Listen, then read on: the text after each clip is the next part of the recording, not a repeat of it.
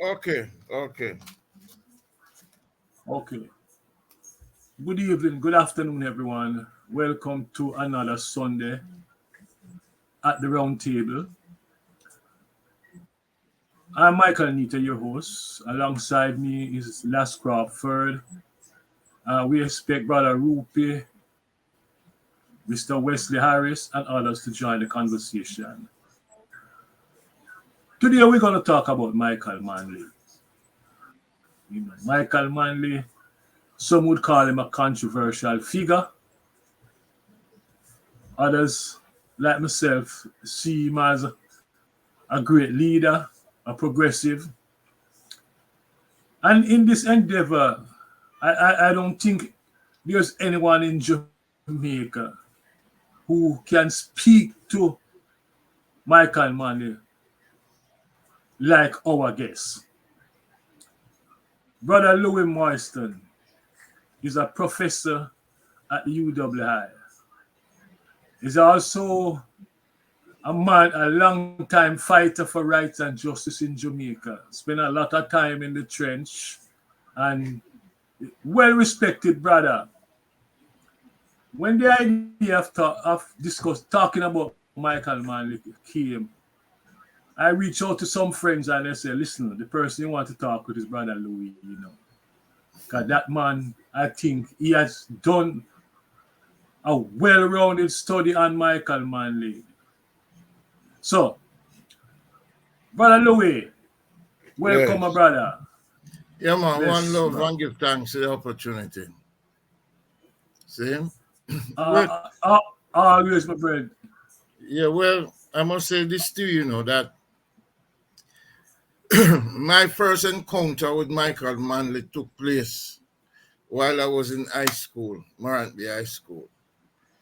And this was like about 1971. He came there to speak at the JTA conference. So I went up to the canteen and I told him that I would really like to serve, like lunch for the conference day because I want to meet Michael Manley. And they gave me the opportunity and I went up and introduced myself to him as a little country boy. But then life moves on, and after high school, the next thing is political activities. And this is now between 1972 and 1974 when it all started. Now, the first time I have seen an African leader in Jamaica is about Like many of 1974, us. right? When Julius K. Nyerere came to Jamaica. And what happened during that time? From I saw this man and his wife dressed so regally, I looked at Julius K. and I said, I want to look just like that man for the rest of my life, right? And I have not gone back to jacket and tie since. Good, neither the Caribbean, but that kind of link.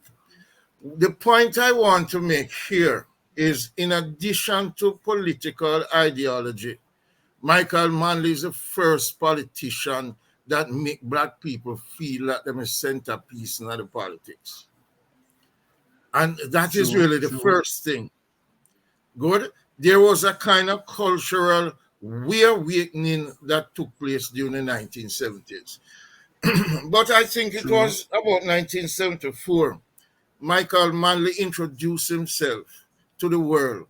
And it is an article, something like Overcoming Our Insularity. Speaking to the world once about Jamaica ready to take on the world. So even before we look at the whole issue of the political reform and transformation that took place during the 1970s, right, which is a period that I call the glorious 70s.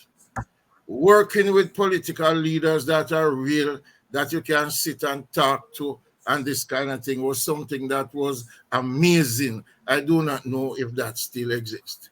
Having political leader that can inspire you into study was something amazing because remember, most of us spent our time as activists and not as thinkers. Very few people in the PNPYO had any kind of university degree, two or three of them.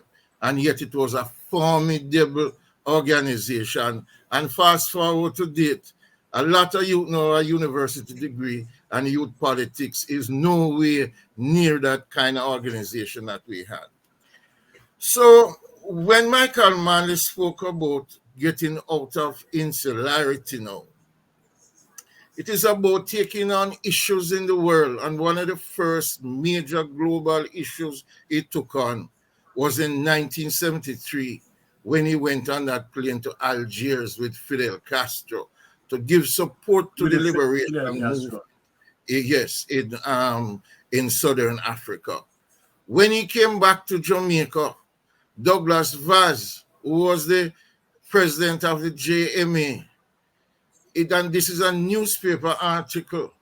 Good. It is also in a book, Land of My Birth by Leroy Cook. Good.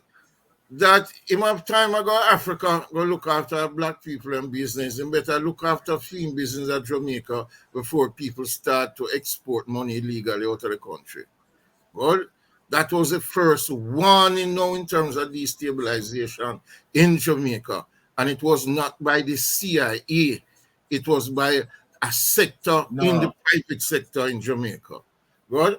And it has to do with Yeah, this yeah, race yeah. issue because this race issue is very, very important. Good? But nobody want to Because talk about that. what they have been trying to do, that there was this kind of mixture of black unity and socialist solidarity in the 1970s. All of that kind of thing is destroyed. But the other thing that Michael Manley went in and gave some serious support was in the non-aligned movement. And these are, at that time, may Yeah, have yeah, been over 77 nations, former colonized countries, that they are yes. this powerful bloc. Good. And they would work on issues, especially matters concerning apartheid and other aspects of the liberation struggle. Good. So I'm just looking at international, and if time permit, I look at the national situation, because why I'm looking at the world situation is that what Michael Manley was doing and saying in the 1970s is what we need now. We need to go back to one right now in the face of this thing that we call globalization. These ideas, when you look at the non-aligned movement, you look at the new international economic order, Michael Manley would go to the people and say, look here, you know how much tons of sugar cane we need to produce, how much tons of sugar to buy one tractor?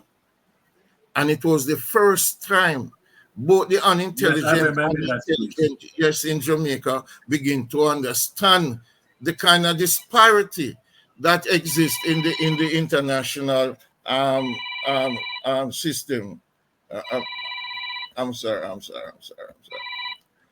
Yeah, I'm sorry about that. Good. I think when we look at that, that was something important, because at the same time, Michael Manley was speaking about nationalization of the commanding heights in the society.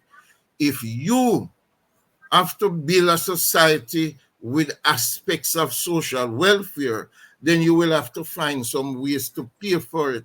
And the nationalization programs were intended to pay for the free education, for the health, and all of that kind of development that was taking place. Now, the other aspect in terms of the global travel, during the 1990s, or in 1990, Margaret Thatcher met with George Bush Sr. in this place in Colorado, Aspen, Colorado. And it is supposed to be some historic place. And in her speech, consolidating the whole idea of globalization, she said that these third world countries must forget about their nationalization program, forget about the new international economic program, forget about non-alignment, privatize and open their economy for foreign direct investment. And that was clear. So when you look at the 80s you can see that the 80s, 90s was really the kind of reaction to the kind of victories that took place with third world country in terms of making an ascendancy. Now, the relationship with Cuba. Michael Manley had to be a bold leader in terms of establishing the relationship with Cuba. But you know, when you look at it, America and Canada, they were given the bauxite in Jamaica for payment for their participation in World War II. The history is there. Good. Neither America nor Canada has ever built anything like a school. Cubans have given us scholarships, micro dams. They have built several schools, including GC Foster Sport College. Good. And I put some emphasis on that kind of institution to see the relationship. So when the forces of reaction came on Jamaica wholeheartedly, that began in 1975 when strange things started to happen. By this time, South Africa, with the backing of Israel, invaded Angola. Several hundred miles out of the capital, the leader of Angola called Fidel Castro for assistance. The Cubans went in. Long story short, South Africa could not increase its own policy of colonization, bringing apartheid to the north. And I deliberately mention the role of Israel in that war because it is a historical fact and given what is taking place today. So, Mr. Henry Kissinger came to Jamaica in 1975. And he came to Michael Manley and he said, we are asking you to stop support Fidel Castro in Cuba. And if you stop supporting him, you'll get this aid. And the implication if you did not stop. Manley's response to him is that if I had the army, the military, I would be in Angola. And after that, to defend Angola is on the record that he went to Israel to ask Israel to participate in that war. So, looking at Michael Manley, I would say this to you. The work that I've compiled on Michael Manley, I think is Michael Manley 1969 to 1979. That's the Manley I know, and it is the resistance against the West.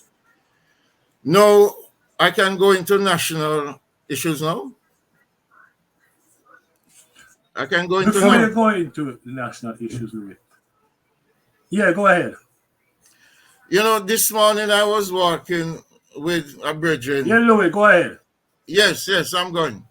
This morning I was walking with a brethren, and I said to him that somebody died, and it was only the 2 children in his marriage that inherited his estate, and he had 6 children outside. So I said to the guy that those 6 children outside are called bastard. And he said to me, but I never hear about that yet. The only bastard I know is Mango.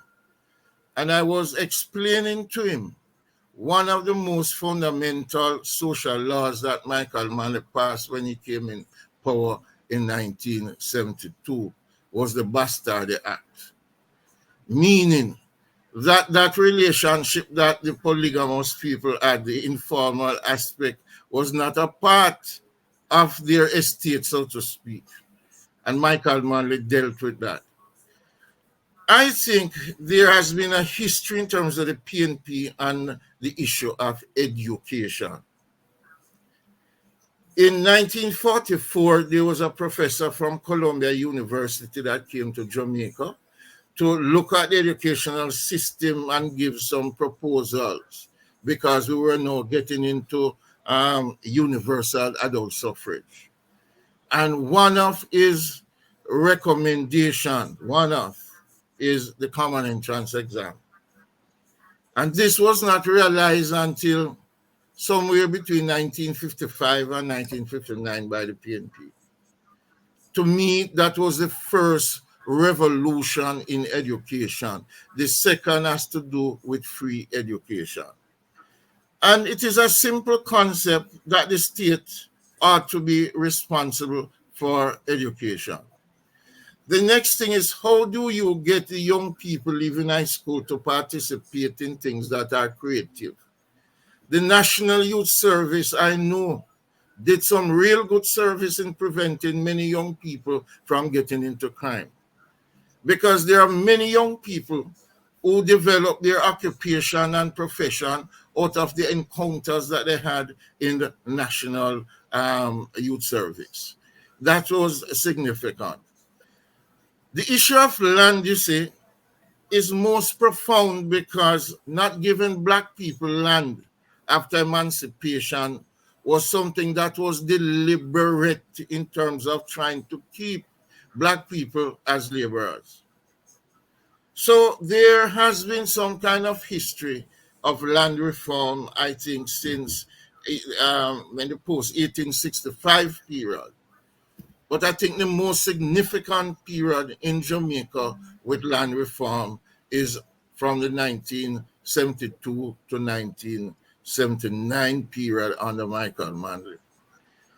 Now, when you look at it, and sometimes when I make these things, the education programs went well, Jamal went well, because the PNP is of the opinion that democracy cannot work well if you do not have an educated citizenship.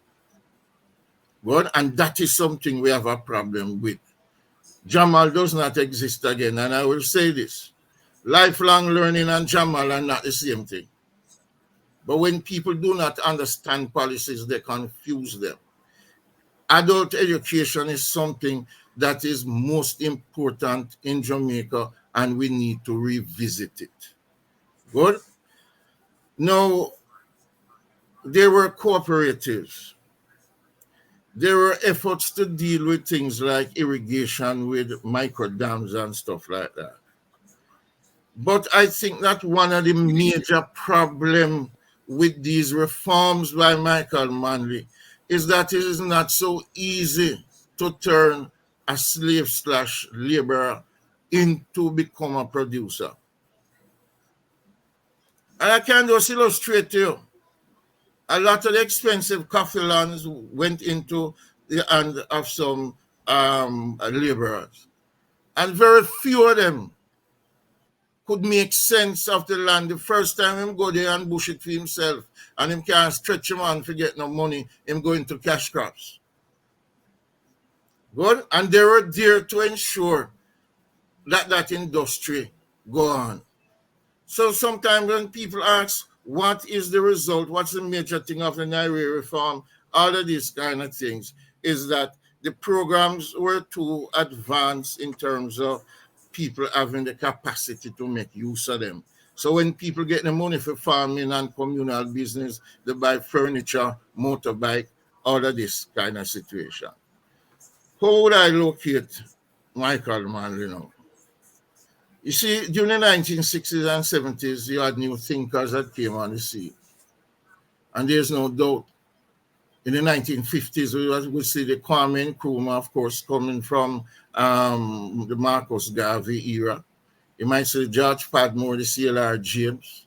In the 1960s, then there was a Frantz Fanon. And in the 1970s, in his own way, I think that Michael Manley make a significant intellectual contribution, not just to political thinking in Jamaica, but political thinking in the world. Yes? Louis, Yes. what you just outlined is a very glorious history. Today, Jamaicans, present crop of Jamaican generation, they know nothing about this. And one could blame the People's National Party for this lack of awareness, don't you think? Um, One of my observations in party politics, when each new leader comes in, it's like there's a new stamp. There's not a continuation in terms of adding to the antecedents. And let me tell you how I responded to it. When I came back to Jamaica in 1999, I organized a hell of a exhibition, public meeting on the headquarters, exhibition, photographic exhibition, um, audio visuals, books, newspaper articles, Michael Manley trip, a kind of chronological development from outside into the conference room, right? I went back. It didn't happen again because there are people in the leadership of the party who thought they don't know how I got permission to do all of this kind of thing. In other words, you find the new leaders that come, you see, they do not have the kind of ideas, neither to displace Michael Manley or to create something new.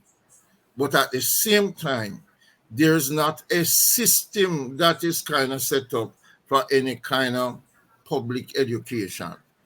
It is for people like myself. I have done a grand study with lots of stuff, He's also settled on one day to complete a stuff on it, right? But the point I want to make to you is that the even at the university, there used to be a chair to deal with Michael Manley, and there is nothing. There's a trade union place on in Old Pastures that the family had to go there and take out all his archival material and to take it someplace in Washington Drive off Annette Crescent, where the family now has some kind of museum for both Michael and Norman Manley.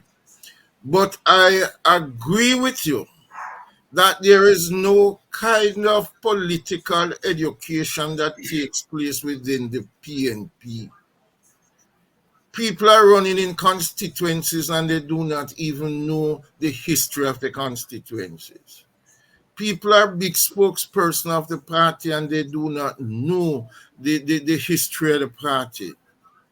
They do not know also it is not just the public education and the party that is necessary, because there's a certain kind of void in this generation.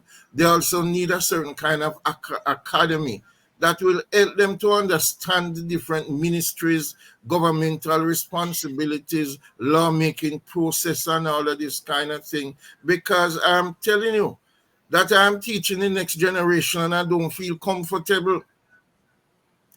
So the political party itself, yes, it has to be blamed for the lack of political education generally and the lack of creating the awareness and capturing the victories made by Michael Manley during the 1970s.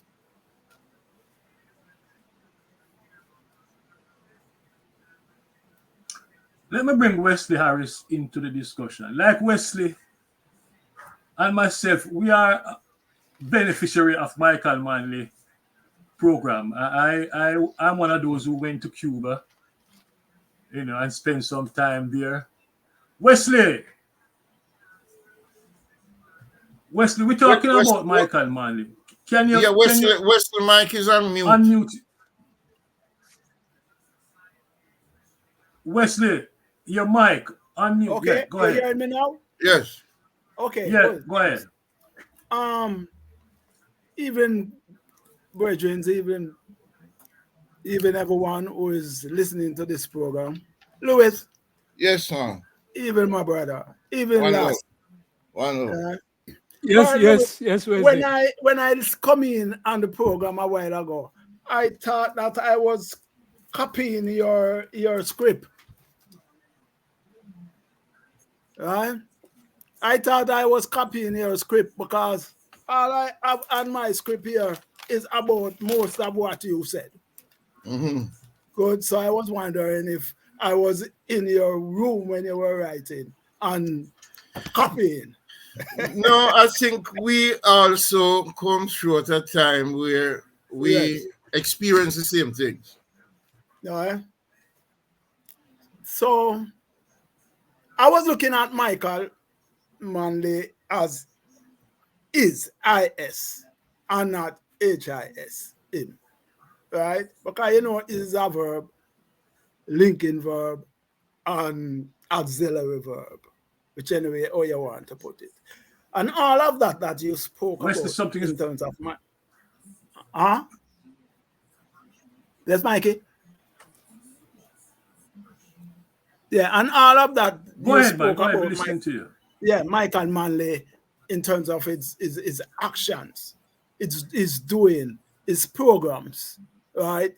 I am seeing all of that in is no.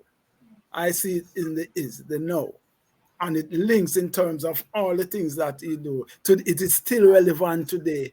And it's very and the programs are relevant, the things that he does are relevant, and people even in the present party today, sometimes they try to take some of the things from Michael Manley thing to say is theirs. Right? While the PMP who should own it and embrace it is not taking it and embracing it. I am a product of Michael Manley. I'm glad to be that product. Because of Michael Manley, I was able to get a good education. I was able to go to one of the best high school in Jamaica. I also studied in Cuba. And I came back from Cuba, and from 1983, I set up a construction company, and that company is still going. And that company today still relevant because about 20% of the persons who are in the company today is people who study in Cuba and study construction at different level. And I was part of the GC faster thing. I give about maybe 3,000 hours in terms of voluntary hours, Saturdays and Sunday, working to get that thing up and down. The first micro dam, I was part of that construction in terms of building the micro dams in Jamaica. I was part of the Gavia Masia School when it was constructing in terms of voluntary work too. So Michael Manley was one of those persons who helps to guide this man, this soul, this person, right? So I really glad that you were here and here today to present Michael Manley in the in the context of how he should represent it. I will not go over it, Louis, because you did it well. I can't do it like you. Right? But the things that I had to speak about Michael Manley was, yes, I would speak about today in terms of the National Housing Trust. That was part of what I want to speak about. I would speak about the rights of women, the rights of youth, the education that we got, the political movement, the movement that say that we must stand on our feet and be somebody and be man and be woman in this society. We must count, and you spoke of it. So I can't repeat all of those things because it would be like repetition in the program today. So I really glad to be a part of the whole Michael Manley program. And I still carry out the program of Michael Manley through my construction company, because without that program, studying Cuba, studying Havana, Cuba, I don't think I would be the person that I am today. So that is where I want to leave it for the time being. Yeah, man. Yeah, man. Well said, Wesley. And Louis, I really Last. appreciate Yep. the presentation you gave. Give us a good perspective of the Manley that we experienced, in our growing up and in our political struggles during those times. It's interesting. I started looking at Manley from a much earlier time. When I started looking at Manley from the era of the 50s. In 1952, when he entered the trade union struggles in Jamaica, it was interesting to me that he came in at a time when the PNP had just expelled the four H's from the party and from the trade union, the leadership in the trade union movement.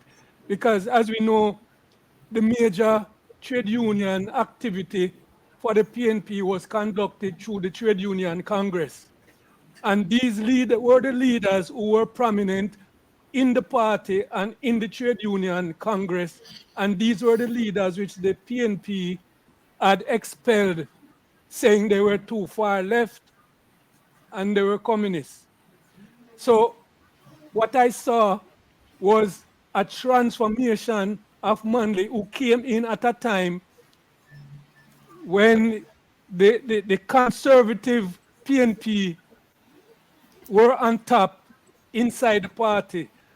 And he, over time, as a matter of fact, I think one of the first things that he was assigned to do was to teach the PNP workers and the trade union activists the difference between democratic socialism and communism, to give them a watered down perspective which the PNP had at the time, right? And drive a wedge further against the left movement in the party. But as we saw, what happened is that over time, his involvement in trade union movement and his involvement with the working class, he transformed into a much more progressive person than when he entered the movement and when the left were expelled from the party. I don't know if Louis, you want to address that portion of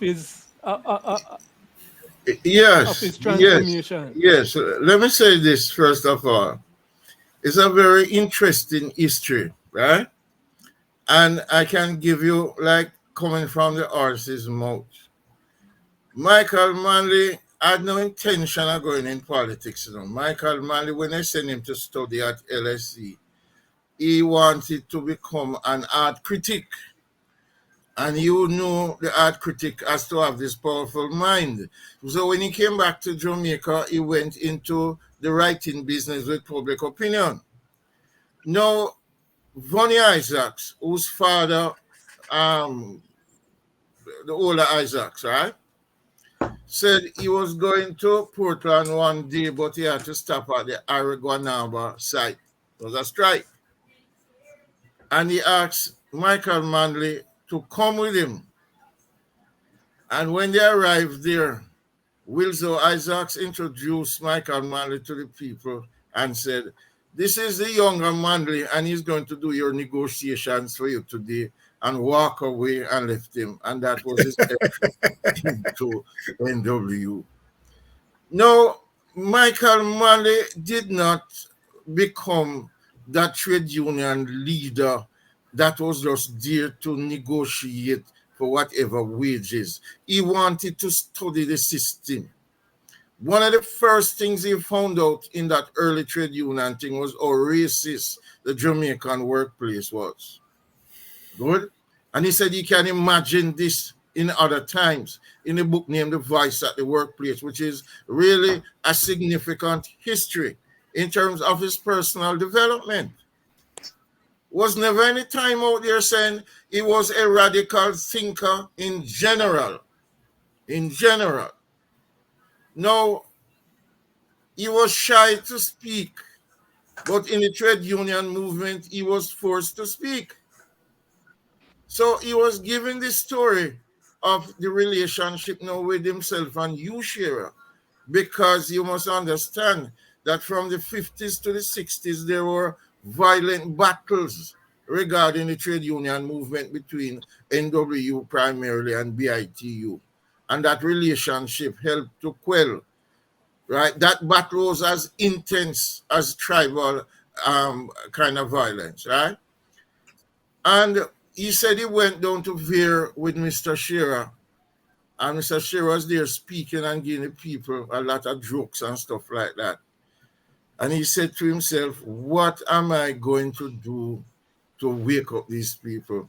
And after he made the salutation, he said, and to the people, the word is love. He said the place exploded like the roof was blown off. And that gave him that wind, that drive to make his communication with the people. It is a nice part of chapter in one of his biographies in terms of this kind of thing. So Michael Manley was a person who came in and he developed on his feet in terms of where it was going.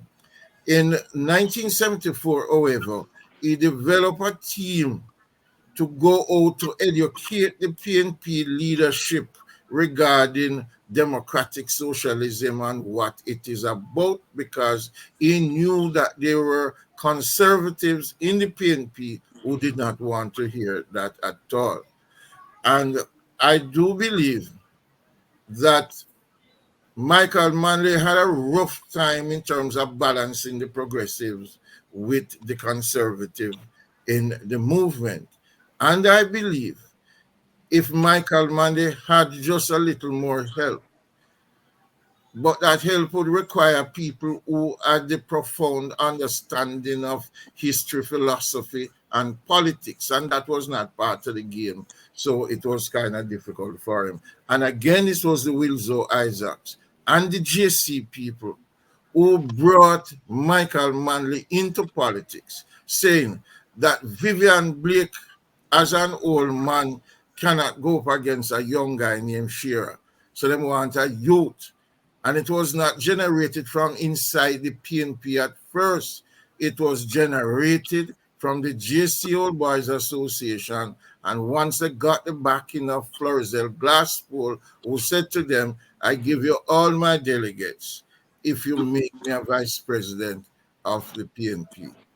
Now, do you wonder why Michael Manley gave Glasspool Ministry of Education over Howard Cook?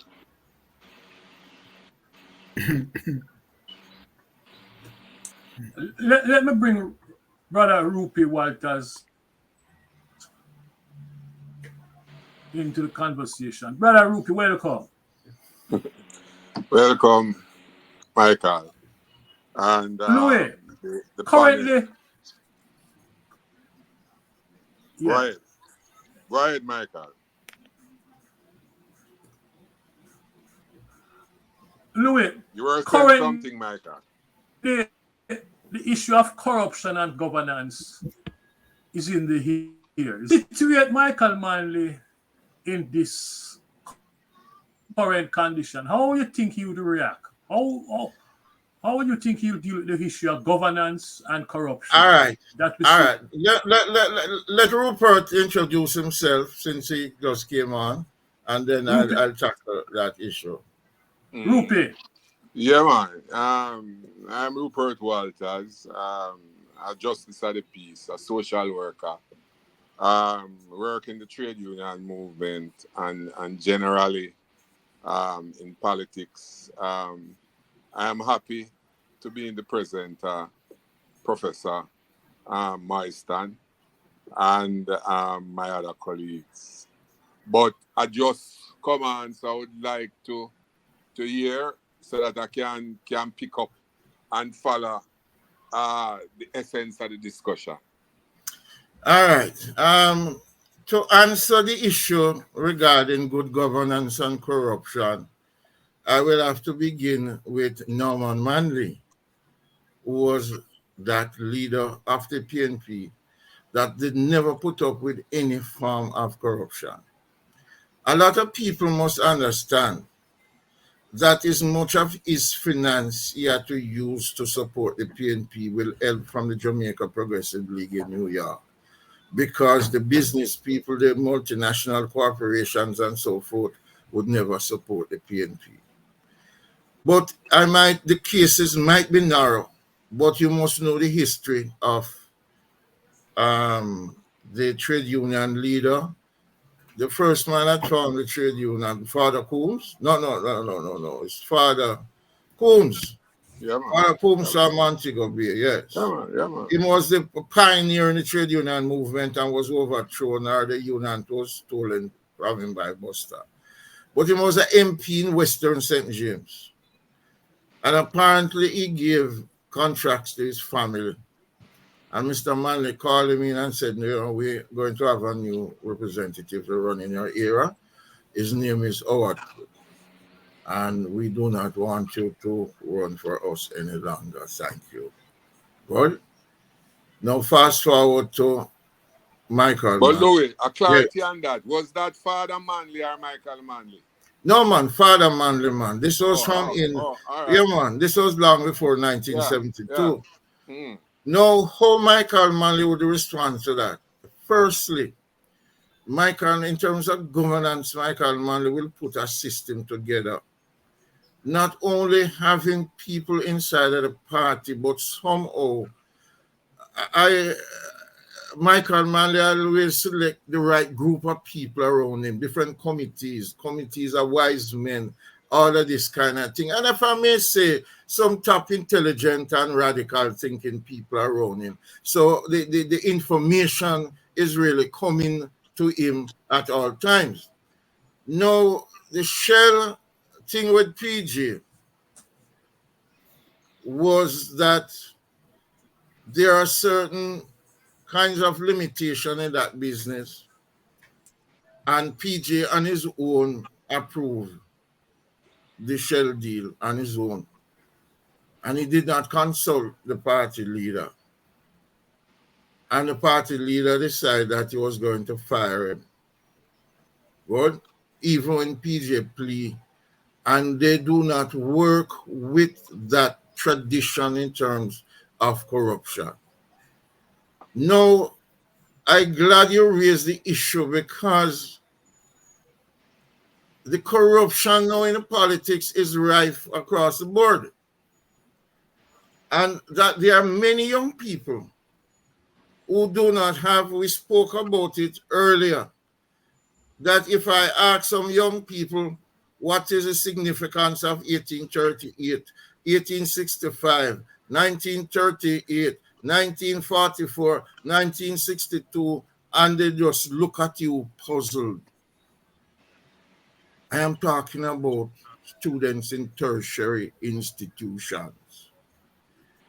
So, not having a sense of history and not having a sense of the society and the world that they live in, they're the ones who are coming out to go in politics. And this is why I made a statement earlier that people need to have things like, courses on morality and ethics, and each of these political parties need to have them academy. And it's a shame that the PNP, the first party, not the first, the second political party that formed in Jamaica. The first was the PPP by Marcus Garvey.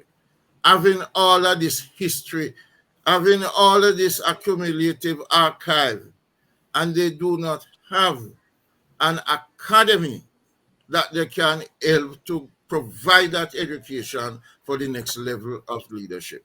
And it is worrying, because what you find here is a truncated history. Good, which is very serious in terms of policy making. Rupi, you have any question for Brother Louis? I would want to ask Louis to sort of put in perspective the whole question of the era that Michael Manley emerged in 72 up to the 80, and to make that important link internationally as it relating to the emerging um, new states across the globe. I mean, in Africa, like Mozambique, Angola, in South and Central Africa.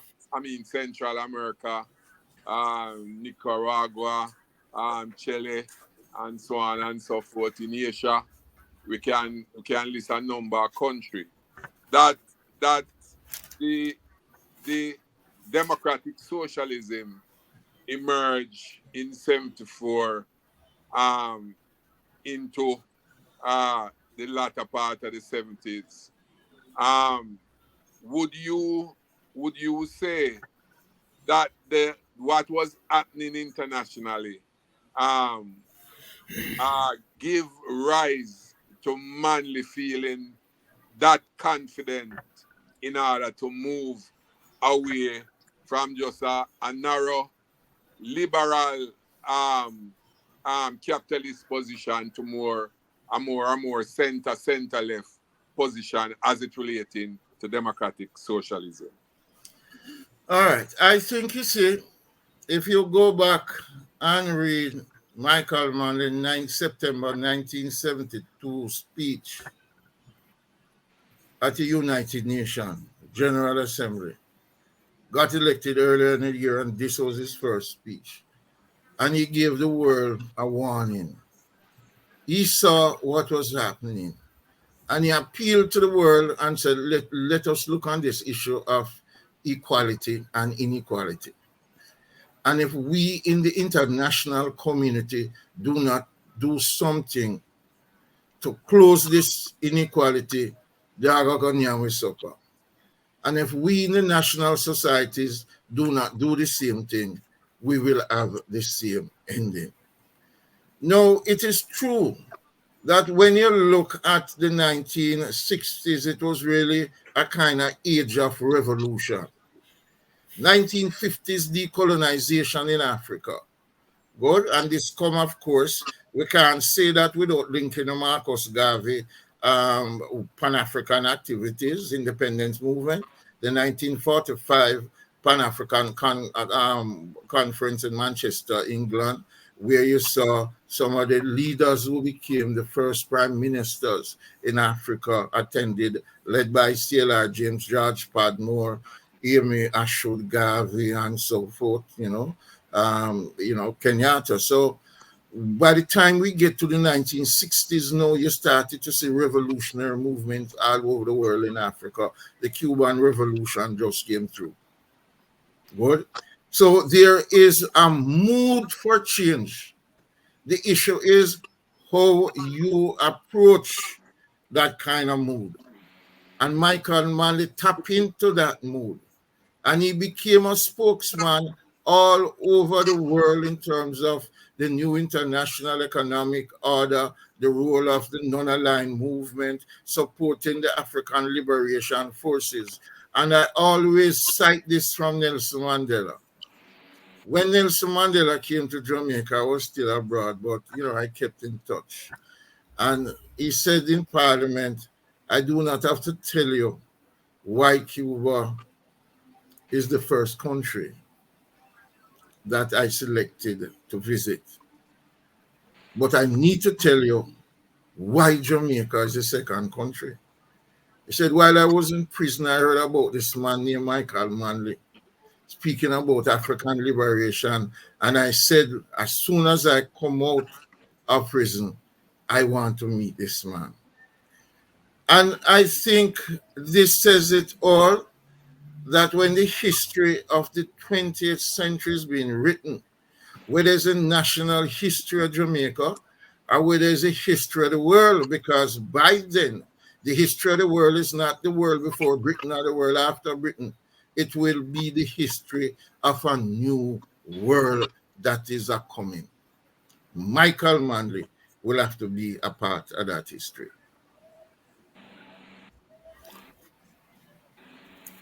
Yeah, Louis. Louis, Yes. let me follow up and ask you this. Hold on. Let me ask you this, Louis. Some say that Michael Manley's speech about 5 flights to Miami was a mistake. That was a mistake. What other mistake can you identify?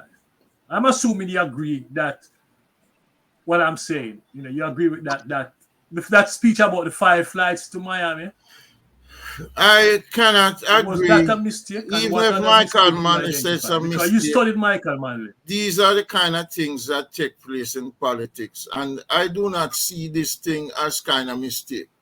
Because if you want to look at politics or the policy making from mistake level, it is something that just can't work.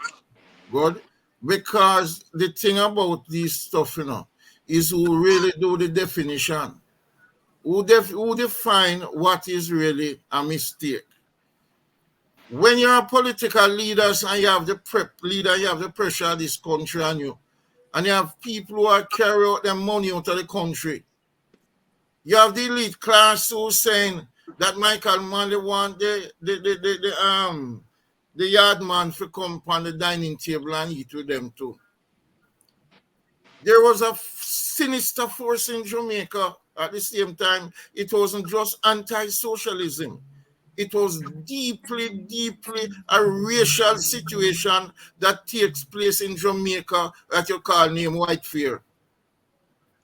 Every time the ascendancy of black people in this country, and every time somebody stick with them, that leader become some kind of enemy. And I want you to look at it. All of this have come from Paul Vogel. Good? If you ask yourself the question, this is a country of Garvey and this is a country of Rastafari, and yet you have 3 million Rastas in South Africa. You have in the Eastern Caribbean. You have people who institutionalized Garvey in their history. In the 1930s, Garvey had more branches in Cuba and Trinidad than in Jamaica. And there's always a move to tarnish. No, I am not going to look at mistakes, and I'm going to be frank with you. I'm looking at contribution because there are those who only focus on the mistake. I don't know what balance is, because this whole thing with justice is a woman with her eye tie and it blind. And justice to me not blind. So me now have to be in a position that when we look on it and see how leaders get tarnished and how leaders get praised when they don't do anything. I want you to understand the pressure, I want you to understand that when the private sector organization did our farm them group, for the first 2 years, the PNP-YO, including myself, we're going and we mash up the meeting because we knew where it was going. We just saw Chile and Allende. And we probably, people say it's a mistake for the party to have had us as part of them. Many will say that. Because in the mid-1970s, we led one of the largest demonstrations against the PNP before Pegasus Hotel, because there was a citizen of South Africa working for IMF that was in that hotel, going against the rule from 1959. And by the end of the day, that person was ejected from Jamaica. So we were there also to keep the party on a path, but to support the progressive leader of Michael Manley, who came under pressure, not just from outside of the PNP, from inside of the PNP. Good? I remember the speech well. I don't have any regrets. If you want 5 flights, if you want to leave, you leave. Good, you might say it is flippant and all of this kind of thing. It happened already, but the truth about it, the majority of the people in Jamaica for the first time had a sense of purpose that they belong to a country and they are citizens. For the first time, good, anytime black people become prominent in this country, there is this white fear with this white minority community that is still running the damn country, man. Louis is not just white, but he's white and brown. Don't yes, leave white, out brown, the and also black elites. Definitely, brother. Very important, right? And it is true to say, my brother, that in looking at some of those criticism, and to a great extent, we can just shift a little bit that to some extent, particularly in the middle section, yes, the white fear also, but I just want quickly just touch a little bit in terms of how them treat Sister P, because it's part of the same mindset and part of the thinking in terms of, well, them couldn't say that Michael Manley wasn't qualified enough, but them try that with Portia. Um, amongst that class, basically that Portia was an helper. That should have been her position. How come she come to lead uh government? So we can go on and on as it relating to how this white fear and brown, because I don't want to leave, the brown is so important, because the brown the brown is far more in terms of their attack against the movement. That is the middle section. Sometimes it is worse than even the minority, as you put it, white fear. So I think that is very significant. Yeah, as you're talking and we're dealing with the black issue, I remember reading this API stuff. And Michael went up at the launch in a Mystic Revelation Center in East Kingston. And Michael said made a surprising thing, because it's the first time a political leader going to regard the Rastafari as a religious movement. And he said, Christians have them Christianity, Europeans. The Chinese have them this, the Indians have them that, and we in Jamaica have our Rastafari. And he made the statement that it was you, Rastafari, who began the struggle against cultural imperialism in Jamaica. But since I'm on the race issue, there's a young girl from Jamaica, her name is Peter Ann Long. She has a study, this might not be the exact title, but features of Marcus Garvey's thinking in Michael Manley's 1970 administration. When I saw it and I read the abstract, it was beautiful, beautiful in the sense that I really understand the point she's making about Garvey, and also how Michael Manley executed these things. The issue of education and training, the matter of African liberation, the issue of minimum wage, land reform, and she went on. And I thought it was this useful exercise. We are not saying that Michael Manley took Marcus Garvey's policies, What we're saying is that there's a history in Jamaica that when Michael Manley came, it could have been accepted, because it is not anything that is new. It is really a Jamaican journey that he embarked on. As youth, when we travel, and we used to travel a lot, they used to call me the diplomat. I was what you call foreign secretary for the PNPYO and deputy foreign secretary for the party. So whenever you travel, people ask you about your leader, Michael Manley. You understand me? When I went down to Zimbabwe, 1980, when they had the election down there, they ask you for these people in order. One, Michael Manley; two, Peter Tosh; three, Bob Marley; and four, Jimmy Cliff. And then later, Arabella Fonte and stuff like that will come in. But that was a sequence. He was somebody that was identifiable. And I will go against what the artists are saying. It is Michael Manley, in my mind, that put Jamaica on the map in the 1970s.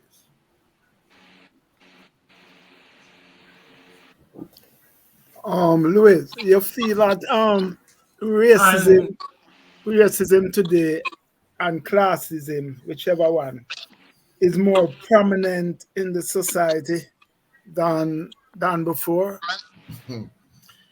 I'll tell you this.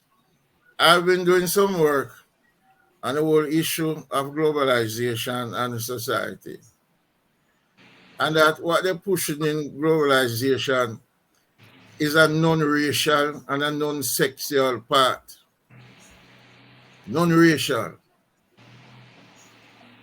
And you can see that there's a kind of uniformity. Even our people dress when compared to other people across the world, because in this age you get information just like that. Now, what is happening is the deeper you turn the screw in terms of the neoliberal political order, then what you find is the wider the inequality gets. And this is going to be deliberate because those who are in the elite class in Jamaica and the elite global financial class are mostly people of white or brown skin complexion. The truth about it, racism itself has never gone away. It is still prominent in the Jamaican society because since the 80s and 90s, there has been hardly any kind of racial discussion that took place in the political setting. The only time, remember now, PNP came in 72 after the whole Black Power kind of uprising. At the same time, the Rastafari movement was prominent. And it even got more prominent in the 1970s now because the music itself that generated from the radical politics, and that is something we need to look at, that the radical politics of Michael Manley inspired revolutionary music and pushed reggae music to the heights that reggae music went on to. Good. And there's that relationship. We saw the same relationship in the 1930s with Gavis Go, so to speak, and jazz music in the United States. So generally, we can make the case that whenever there's a setting within which you have a radical politics, at some stage, that the culture itself will be a reflection of that setting. Now, when you look at the music now, when you look at the narratives in the newspaper now, after the 1980s, then you see it is the reflection of nothingness. Mm. It is about image. It is about people climbing over people because no greed is good. In 1989, when Michael Manley came back to power and the MPs them said, look here, the socialist thing don't know we want to raise up here. What did Michael Manley do? He never called a group together and say, well, give yourself 200% increase. He get Mr. Carl Stone and said, Dr. Stone, put a group together and go out there and find out from the people what they think about this thing. And the people them say, no, they don't forget no raise up here because them not see them. And when election time come, them see them till it go down to the people them say they want a change in the system of government. They want a president. This is from 1999. Good. They want a president who can put him on cabinet together and MP then go in at them place go work because I did them supposed to represent. Good. So when you look at it, I believe that there were people in the PNP between 1989 and the time when Michael Manley retired who wanted Michael Manley out of the way. Because Michael Manley still had this moralistic thing, even in terms of party member, regarding increase in pay. And the truth about it, the whole issue about black man time, and I'm not going to leave that out because they're part of the history, that emerged. And that was unfortunate. And the question that you ask, the death of Michael Manley, so to speak, in terms of his history. And I believe that Mr. Patterson was not kind to Michael Manley's history. his administration for that time. There was no celebration. And you wonder if it's a shell scandal business or what? That was the question I was going to ask, Louis. Good. If that was a part of it. But the man is a great man. Why bury the great man? Why? I have a better question. Yes. I have a better question for Louis. This year is 100 year of Michael Manley, but we haven't heard or seen any celebration from the People's National Party. How you explain that, Louis? Oh, all right. I attended a celebration for about 2 months now from the Region 3 in the party on Michael Manley, about 2 or so months, which is to kick off the celebration. Oh, okay. And my question to them is, what are some of the things? Who will be some of the people that will be involved in the planning of these things? There are very few people that came under the Michael Manley leadership that is still alive today. Not just people in top leadership of the party we used to sabotage, but people who are PNP operatives who know about him and can also help to do this kind of thing. I cannot answer you in terms of what the party has, because when we left that meeting, the plan was for a general strategy to be developed that would, I give in a little suggestion, that it must not just be in Kingston alone, that it must be something, first of all, in every region, the 6th region, and if possible, in every parish. Good? The thing has to look good. Let me say this to you. People get so accustomed to living on them social media that they hardly want to come to meeting. And if you put it on Zoom, it's not going to be there. But the sad thing is that the people who are organizing these political meetings are relying on the social media, which is not good. You need to go there face to face. Politics is a social construct. Good. Anything will come between you and politics going to be a barrier. You have to go there and meet the people and deal with the people. Look, the whole issue of party organization got broke down after Manley leave office. And you would have believed that it would be stronger on a PJ who has been national organizer for the PNP for a very long time.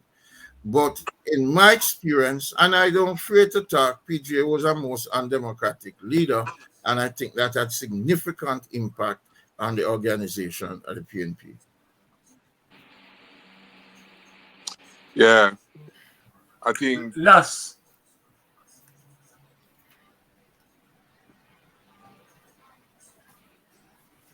Go ahead, Rupi. Go ahead, Rupi. That's true. I think the point Last. Louis Go make ahead, Last. just You have any now. question? Well, make Rupi finish. Right. I think the point Yeah, go ahead, Rupi. Louis make Yeah, go ahead. in terms Go ahead, Rupi. of basically the question you raised, Michael, why we are now in the month of April and there is no visible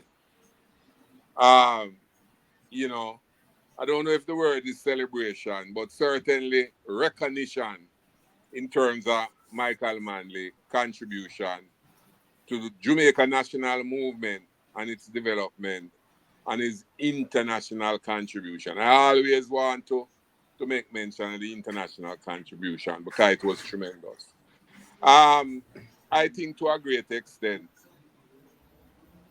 have to deal with the state of the People's National Party in the year 2024.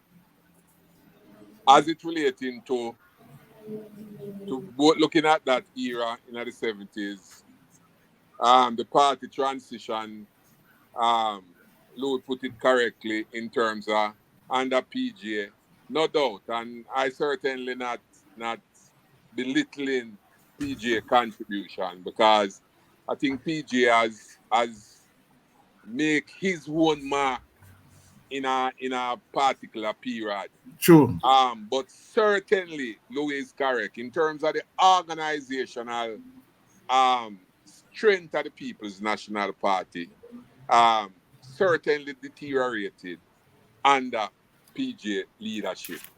And one of the things that emerged in the People's National Party, and I think Paul Burke himself passed some resolution which tried to break this, is the situation where the party all over the country was actually putting and making up a lot of phantom groups. So what happened is that the member of parliament or whoever is the chairman um just basically put up some phantom group in various communities and districts and so on and so forth and pay for the group. So they pay for the group out of them pocket and then the group become their groups. And these groups over time use as a weapon, right? A political weapon against the party in terms of voting and in terms of putting up vice president and other leaders and so on and so forth. I think that period really um, affect the PNP badly because we're coming from a stage where ordinary Jamaican understand the significance of paying for them little small Jews and the significance of being an integral part of the party in terms of education, the party groups being used to educate ordinary Jamaican and so on and so forth. So I agree with Louis in terms of the fact that that era see a decline in terms of the party organization and it carry up to today, right?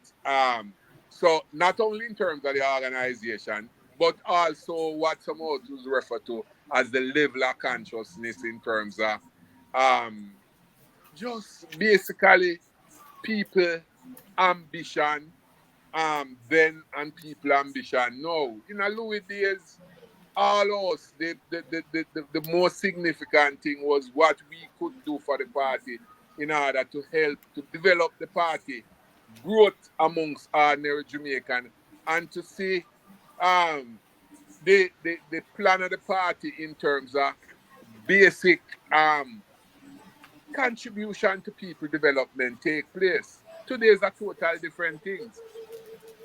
Is the fact that most of the leaders of the party today, in the main, is more on a career path. Ambition is the big house and the Prado and the this and the that and so on and so forth. And I think to a great extent, um, this to some extent really minimize the type of drive, both organizationally, the type of impact that this set of leaders have as it relating to the working class and the people in general.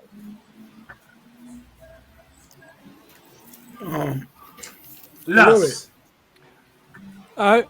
Yeah, Go. I Last. know in in in we know that some of the programs, most of the programs that Manley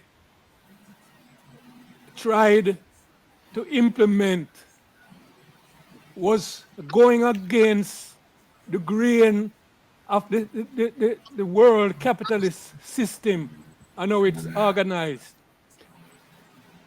Michael, at the time, the capitalist system wanted as little state intervention as possible in the whole question, in the whole struggle against poverty and unemployment and in just social welfare programs in general. And they were for a free market system when Manley was talking about um, price controls and stuff like that. But and we know a lot of the programs failed because there was resistance from the system. But what was it? What were the shortcomings of Manley or the PNP at the time that also contributed to some of the failures of some of his signature programs? I'm thinking about land lease and programs like those. I don't know that land lease is a failure. I don't know that any of those programs have been failures. What I know is that there have been backlashes from the international community, from the Jamaican society, and from even people within the PNP. By the time we get to the 19, we have to go to the IMF. Then the IMF is going to tell you now, say all of those programs they're bringing, you have to cut them out right now. Your budget can't tolerate those programs. Because remember, when you talk about things like land lease, there is no way. What it was shown is that the domestic production of food during that period increased. Good. What we see is the kind of sabotage that they would not allow Jamaica to become an example of the state playing a leading role in the economy because they're supposed to be adhering to this liberal, democratic, and economic model. And if you notice, there were some state agencies like the one that used to import medicine to cut the cost of medicine in this country.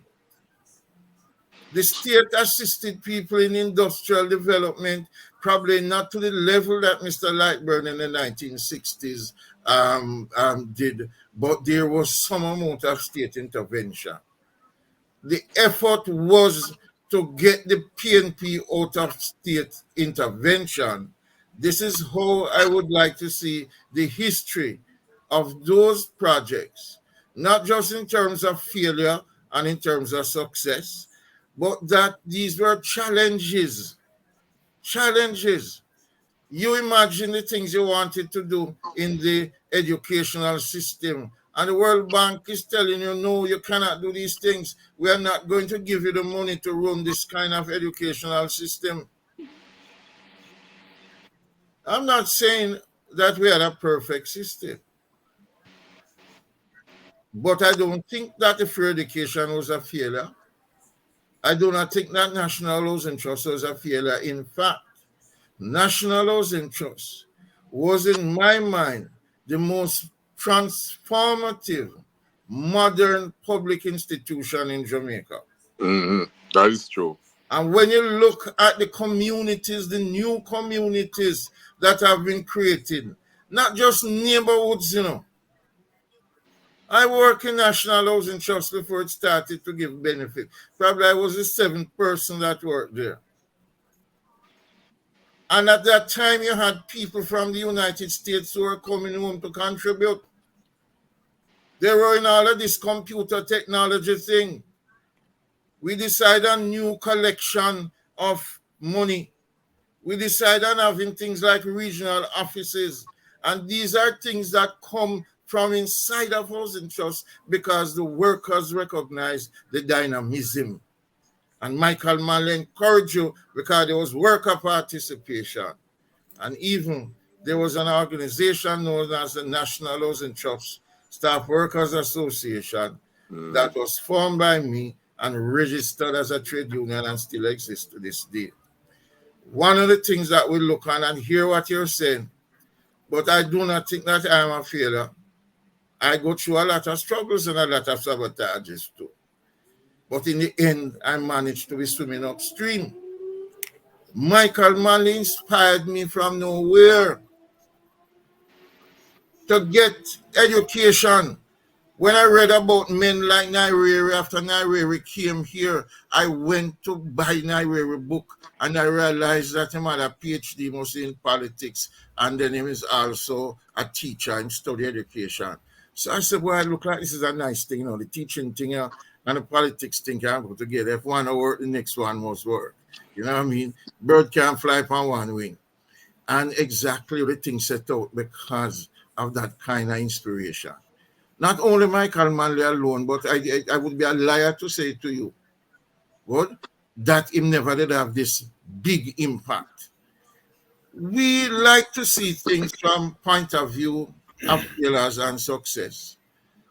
And for us to be able to define those outcomes, we need to have information what it is we considered a failure and what we consider success. If something is sabotaged and railroaded, do you consider that a failure? And that's my response. But Louis, Mike, wouldn't you say though that there possibly some of the program that maybe we could have tweaked and maybe do it a different way? For example, I think a good example is the whole question, the backside levy, in terms of how we actually use that money. That money was used primarily in terms of the crash program. And there's a thinking that basically say, yes, it provides jobs for literally hundreds, thousands of ordinary Jamaican right across the length and breadth of the country. But there's a feeling that say that outside a sweeping street and so on and so forth, maybe it could be a little bit more productive and in itself create more employment. So I think the point Mikey raised earlier on and last point now is not to say that Michael Manley make fundamental mistake, but I think in a way is a fraternal type of question which say that couldn't we do A, B, and C maybe a little bit different? I think that is in essence what No, but both look men here. do. It is not true to say. from It is not true to say the bulk of the money went to crash program. not true. The nationalization program went to education and health. Crash program was one of the welfare program that you have. And it was just an amelioration of the normal bulwark that exists in our politics that everybody deal with up to this day. But um 2020 is always great. Mm, But when you're in the seat and when you do the thing because total the different thing. pressures that you really go through, the issue that I think that this question can say, what have we learned from that period? What are some of the strengths and what are some of the weaknesses that we can take from that period that future policy making can be strengthened? It would be that kind of situation. I'll see it as. Mm-hmm. Yes. All right, Mikey, I want to follow up in terms of Louis,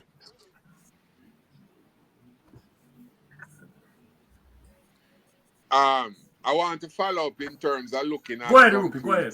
Last, just a minute.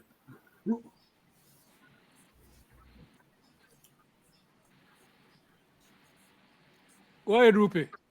Yeah, man. Rupi.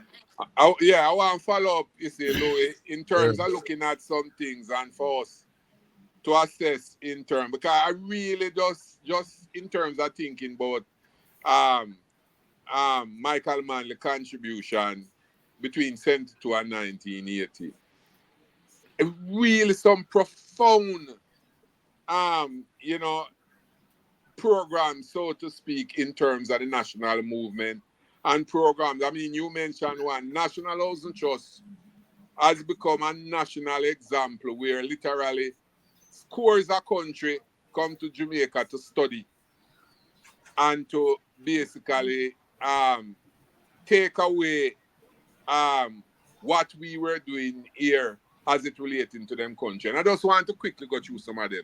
The Backside Levy, National Housing Trust, the Labor Relation and Industrial Dispute Act, which introduced, to some extent, minimum wage, the free education in terms of student loan, the cultural training center and what it's offered to in terms of the Edna Manley College, the Jamaica School of Agriculture, um, the question of the building of 67 primary school, build 44 new secondary school in that period, the expansion of 129 secondary school, the building about 93 infant school, the National Youth Service, which exists up to today and contribute tremendously to young people. The Electoral Advisory Committee, the whole question of Jamal, the Jamaica Movement for the Advancement of Literacy, and the fact that it actually graduated about 250,000 Jamaicans within the ensuing period. The maternity leave with pay, the equal pay for women, the Status of Children Act, no bastard, no there. The Women's Bureau, the National Feeding Program, and basically the community health centers, the bill Healthy intensive care units. We are in KPH, Bustamante Children Hospital, the University Hospital, and the new Nurses Training Center, Cornwall Regional Hospital. And then the whole question of the water supplies and water tank program benefit over 300,000 Jamaican. The rural electrification program, which basically about 30 homes impacting about nearly 300,000 people also.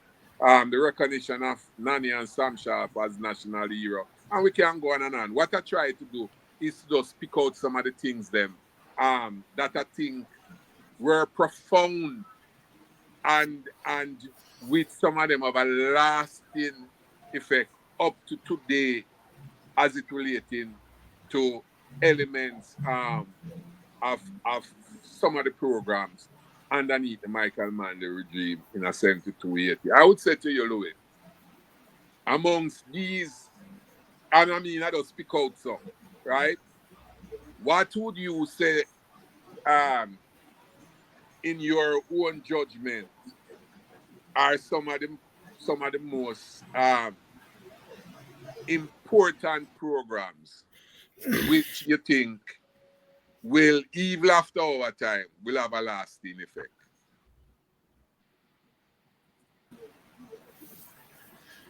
It looked like my computer going dead, but I'll continue, right? I think the educational and the youth programs are the kind of significant thing that help to build tomorrow. The programs, for example, like the land acquisition thing in the hands of people, also significant. The importance of saying we have some minerals in Jamaica and we were never privy to any money from this thing at all. So we need to look back and do something that we can get some money from it. And I think coming out of his trade union experience and international and negotiation with international organization, the international trade union experience, of course, assisted the labor relation activities in Jamaica itself. Mm-hmm. The laws, the minimum wage thing, for example. But at the same time, he was able to locate the bauxite levy within the context of the new international economic order. Good. And in addition to that, there was this all dream to link with Ghana to set up the industrialization of this kind of thing. But I just thought why I'm on the educational thing is that there was this principal of the university, and a friend, and I said, "Oh, you reached the top. He said, first of all, it didn't begin with the top. When he graduated from this high school, after sixth form, he was applying for a job. And the old student association came with application form for him to fill out to go to the University of the West Indies to study medicine. And he said, but my parents come from Whitehall Avenue, we don't have the money. And I said, no man, education free. He became a doctor and then he studied his way up and then became principal of the University of the West Indies. And this is just one example in terms of the kind of resources and human resources that the Michael Manley, you can say, reforms have had lasting effect on the Jamaican society. I would want to also add that the labor laws as a trade unionist, the LRIDA was very, very significant in terms of protecting ordinary Jamaican in the factories, in the fields, and so on and so forth. The fact that these workers Minimum could wage have law. actually get compensated for redundancy, I think that in itself was a deterrent for employers to just basically throw them out and without compensation. I think that was very significant. Another significant thing was the fact that the trade union movement could have fight and negotiate for workers. I think at one stage there was some workers within the factories and the industrial belt that were getting more money, earning more than a junior doctor, and that in itself was bring some concern from that professional section. So that I think both the LRIDA and the Housing Trust, and I agree with you with all the other programs, stand out in my mind as it relating to the extent to which it benefit ordinary Jamaican and the people across the country. Okay. Louis, Yeah. I am asking the question, you see. Louis, before you respond to what Rupi, Wesley is asking a question. go ahead. Thanks, Mike. Right, I'm asking the question. Yeah, Wesley, go ahead with the Um, question. yeah, I'm there, Mikey. I'm asking the question to look at when we look at all the programs that Michael Manley did, right? Put forward on his policies today. We have things that is outstanding and still going, which is the housing just more than all to me, right?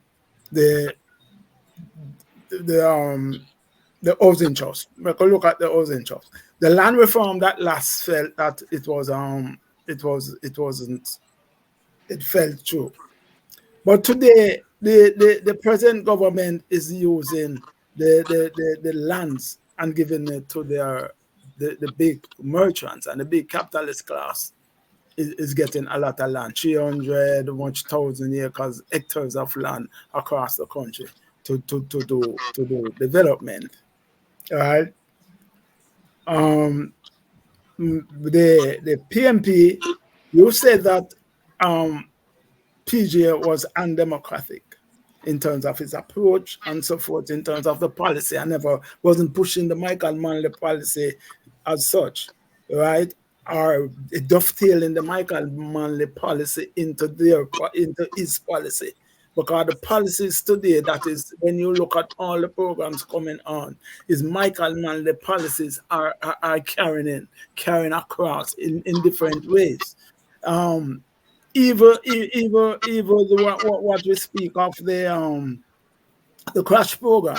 The crash program now it's not the crash program today at that time to me was better than the part program today, because at least the crash program at that time, people were working, people were working, and the streets were clean, and people were developing agricultural sectors in some places. Some places the cash program, there are places where the land reform program was involved in that, where the cash program, the streets and the community were clean.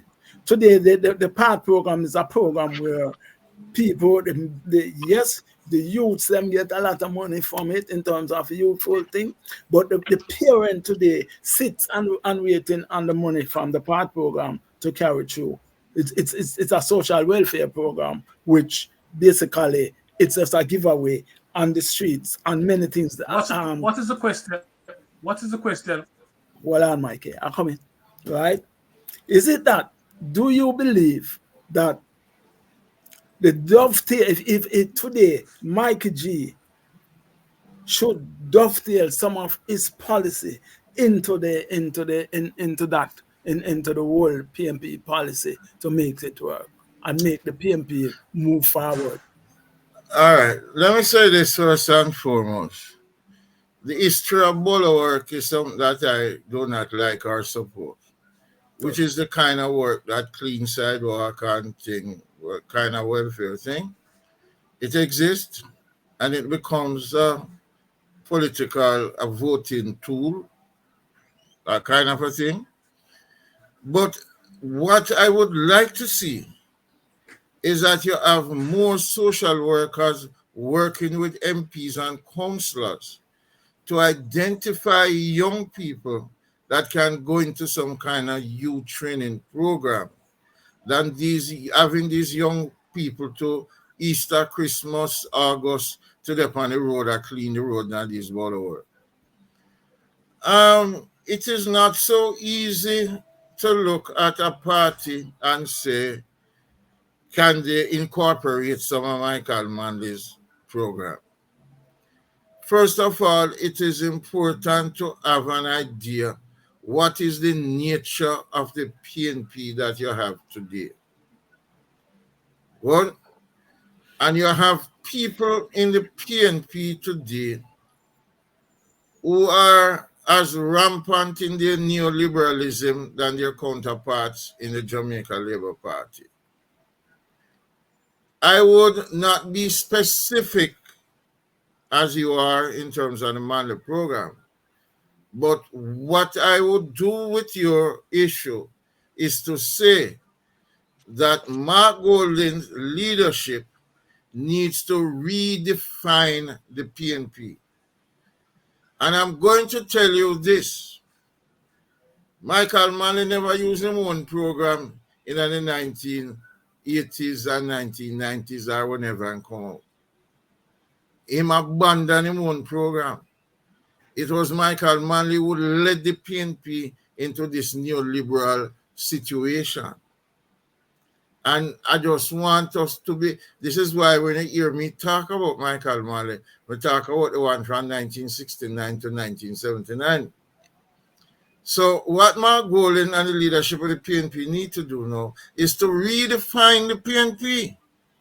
That it cannot be the same represent political thinking as the Jamaica Labour Party. And by doing that, then the destination can be the how can I include some of the past policies that are necessary? Eh?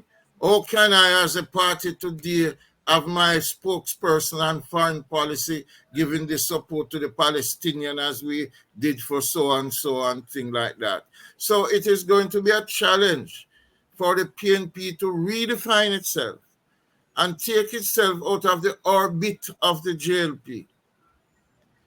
Michael Manley, with due respect to our great leader, decided that he would continue the political context of the JLP when he took over.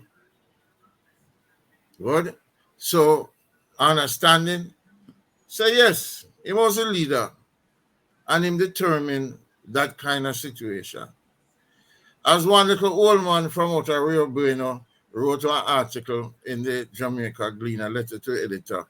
And he said, Mr. Michael Manley, I want you to know that I'm not changing with you. I'm not going back to jacket and tie. But you have gone back to jacket and tie because you want to please your imperialist masters. And I'm very much disappointed in you. I can give you at some other date, some other date and the publication of this letter. And this is to show you now that on the grassroots level, and on the grassroots level today, there is that Michael Manley sentiments that the question you ask, if and when the party decides to launch its national, nationwide 100th anniversary, then it can have a second coming in terms of waking up the people to the past, that the people in the regions themselves can vote for new policies, vote for redefinition. This is how I see the thing going forward. Well, Louis, I have a question. Crime and violence is a serious problem affecting Jamaica. It's nothing new. Okay? In the 1970s, after the murder of two prominent in Jamaica, Michael Manley established the gun court. Later on, Michael Manley passed the Suppression of Crime Act, an act that violates hundreds of Jamaican rights. It also brings into existence a certain sort of hard policing, right? Wouldn't you call both acts, the gun court and the Suppression of Crime Act, as a mistake by Michael Manley? No, I wouldn't. Let me Louis, say this to you. And there are a lot of people that talk about constitution. The constitution needs to Tell me tear why. up and throw away. And there are times when you will have to break the constitution to deal with the criminality that are taking place in the country. Good? There are many so-called democratic countries today are faced with this kind of criminal situation that is going on. My battery run out, but I will talk until it run out, yeah? I'm not a place, in the house is not big enough, but I don't have a plug to reach right here. Go ahead. And let me say this to you. People, Yeah, go ahead. it is all good when you can look from the thing from behind and say that this thing was bad. At the time, the gun situation was kind of new and strange in Jamaica. Good? And them had to find a way to deal with it. It is true that in any situation, more prisons, stronger laws will not change crime. Good? I cannot tell you at that time, look back now, what are some of the forces that generate crime situation. But one of the things that I know, that the ganja trade itself attracted a lot of gun activities. And that was even before the political wars get thing in Jamaica. Because the word on the street that those two men that get killed were associated with the ganja trade. And in the 1980s, it became worse because cocaine started to come in the country, and because cocaine is valuable and people have to protect it, then you see the whole heap of crime. You see the crime with the drugs around every year where you have tourist hotel. Every year that you have tourist hotel in this country are full of crime, and it look like so we can't see it. So when the government takes some issues right now, the present government, I keep my mouth shut. Because we are going to break some of the laws from time to time, because the laws are not sacred. The Constitution is not there to defend anybody in any way. Good? So we need to look at this thing, That is not the law. It is the way in which the society is organized. I know it must evolve. Good? Yes, how it must develop.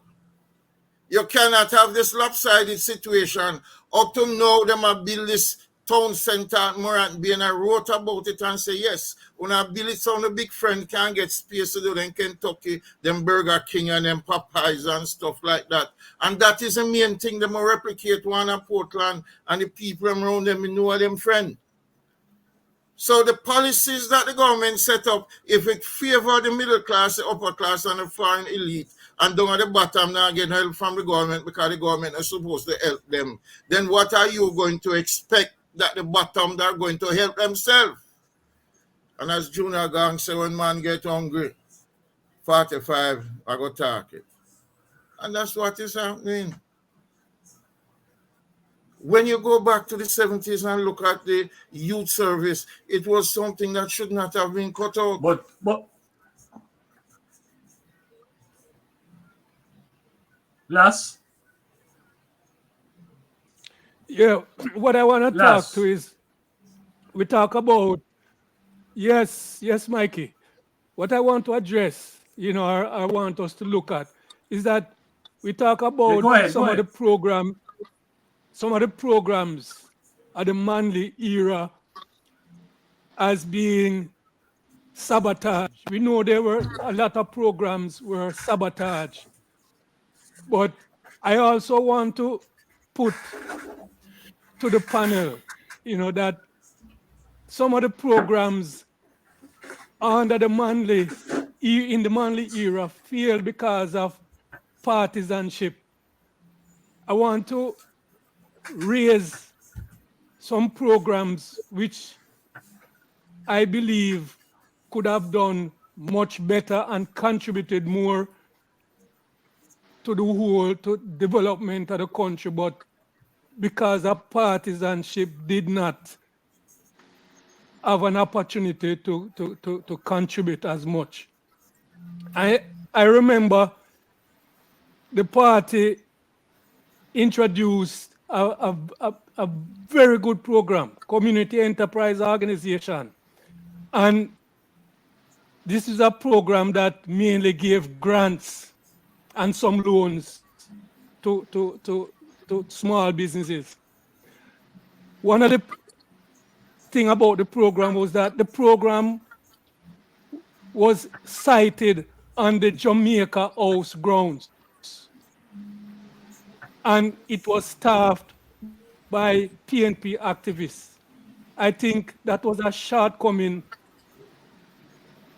in that period with some of the programs that was implemented under the Manley era. Because when you look at a program that's supposed to help poor people to start businesses, you put it on the Jamaica House grounds and you staff it with PNP activists.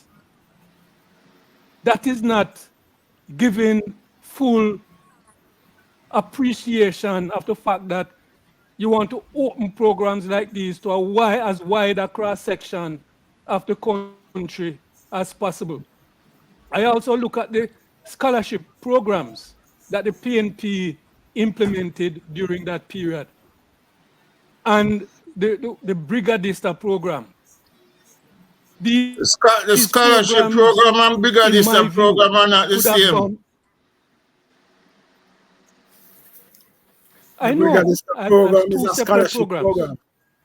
Two separate programs. The Brigadista program is a scholarship program. Yes, but there was a scholarship program. Yes, but there was no scholarship. There was a separate. What? There was a scholarship program that sent people to do medicine and other programs in Cuba. Mm-hmm. Right? So it's two separate programs. But I want to tell you. I refute that. Make an interject. It wasn't two different programs. No, it was one let program. Me finish. Hold on. No. I went to finish. It was one program. Because you have, at that time, it was not one program, sir. Let me dispute it. It was not one program. You have people, it was not one program. Just a minute. The Brigadista program was grounded in the Ministry of Housing, and the scholarship program through the Ministry of Education. Can So you what is guys the give me a scholarship chance to program? finish? Just a minute. What is the difference between the scholarship program and the Brigadista program?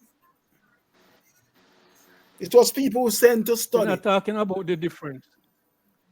We're not talking about the difference. I am not talking about the difference. I am talking What are about you the speaking of? partisanship that I am talking about the partisanship that was Labor part Right of was in these Cuba with programs. me on my program. Can I respond to you, A sir? few labor rights might have gone through, but I'm telling you that I know that the kind of grilling that people went through to weed out labor rights Can out of I those provide some programs. clarification You as a know? person who initiated the scholarship program Yes. to Cuba Yes. and the US and the USSR? Yeah. Firstly, I recruited people from my era through the Ministry of Housing for go up on the Brigadista, and I never asked them which party them belong to. Secondly, there are two parts to the scholarship program.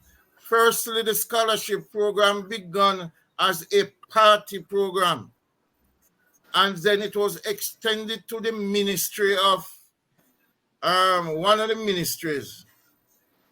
I don't know if it's the Ministry of ministry. Health. Ministry of Health. No, it's not Ministry of Health, The man. It's one of those. medical It's program. no, it's not Ministry of Health. It's one of those ministry that deal with like empowerment or civil service or something. Currently on Tinder Boulevard. So you have people.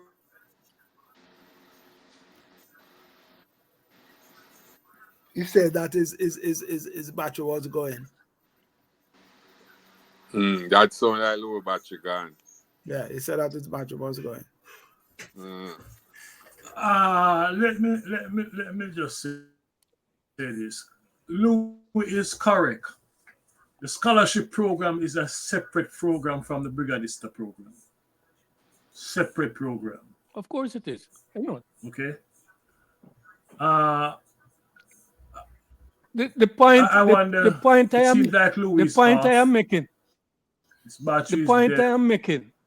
The point I am making is that part of the failure of some of those programs was because of partisanship. I can give you an experience. When it comes to the community enterprise organization, I was a person who used to contribute a lot to the PNP organization in that time, but I was not a member of the PNP or seen by them as a PNP activist. I used to work in a Michael Manley constituency, right, doing a whole lot of cultural work with groups in a Michael Manley constituency. And still, I had a group, and I could not get funding through the community enterprise organization because I was not seen, right, as a PNP activist. Because when you go to the program, and as I say, I saw it as a shortcoming to put the headquarters for the program on the Jamaica House grounds, right? Because if this program is supposed to be for poor people, right, and involve as much people as possible, it should be sited somewhere where people don't have fear to access the program. Another aspect of partisanship that I saw that killer program was the Pioneer Farm program. The Pioneer Farm program, in my view, so many PNP activists who had no interest in farming were selected, right, for benefit under that program. And it was because of that, it was doomed to fail, and it did. Right? I'm saying this because I'm saying these are mistakes. We need to identify some of the mistakes. It's one thing to whitewash the Manley era, right? But we have to look at some of the mistakes that were made during that period so that the movement don't make some of the same mistakes again. Right? That is my position and that kind of thing. All right, last. Let me tell you what I would say. On that note, I think Yeah, me hear you, to some extent there's obvious different ways in terms of how the regime could have deal with something. And you're correct in terms of the insane.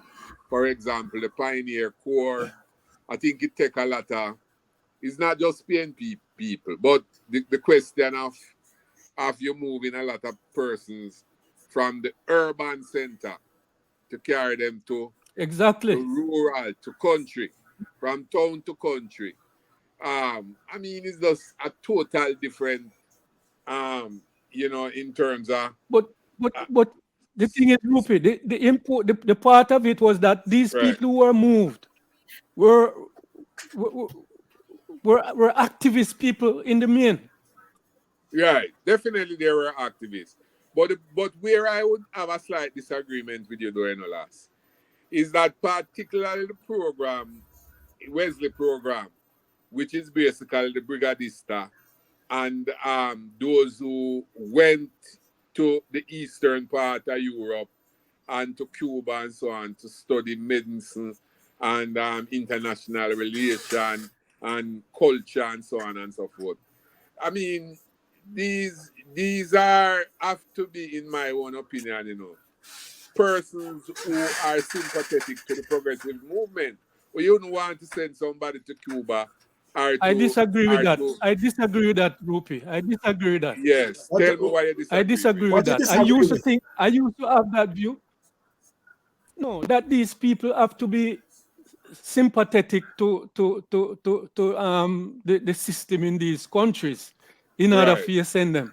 The fact is, me believe say it would have broadened a lot more people's mind if they went. Of course, you have to have some weeding out, but me believe it would have broadened some of the people's mind if a broader section of people went and saw some of the things that happened and experienced the system, right? Instead of thinking that you have to weed out these people and this. Rupi, some of the people who we think as PNP are progressive, their consciousness are way below some of the people who we think them should be weeded out. And no doubt, right? So I disagree. What is the point you're making, Lass? I really don't get the point, Lass. I really don't get the point, because you're laboring on the programs in terms of it was strong partisan, right? Good. And yeah. I studied in Cuba with labor rights. Know that them are labor rights. Are GLP supporter. I studied in Cuba with PMP supporter. I studied in Cuba with Christians. Of course, some people get through the system. Of course, some people get through the system. I studied in Cuba with all of these people. So it's not just you say when you're speaking, you're lashing the programs that came across, because those programs came across to help. At that time, most of us in Jamaica couldn't get to those who went to Cuba and Soviet Union and Bulgaria and all of those things to study. Right, most of us to study in agronomic, to study in medicine, to study in architecture and engineering. Most of them you're missing the point. Could not. Well, on last man, you said the point. You're laboring the point, and you're laboring the point in a one-sided way. I need to come in, and I won't come in. Right. All of us, you have people from different walks of life. Yes, it was more maybe PMP are people who sympathetic to the movement, to the progressive movement that was there. Yes, same like any program that the GLP would develop now. right? It was not a program. I was part of the program, and there's never, when I go try that interview, anybody said to me that where you come from, what is your political right name there? Nobody said that to me. All people wanted to know was your educational background. And from Mikey, I don't know if from Mikey, because Mikey was part of the program too. We were there so we can speak, right? Nobody said. Mike was a brigadista. Allow me. Mikey was a brigadista.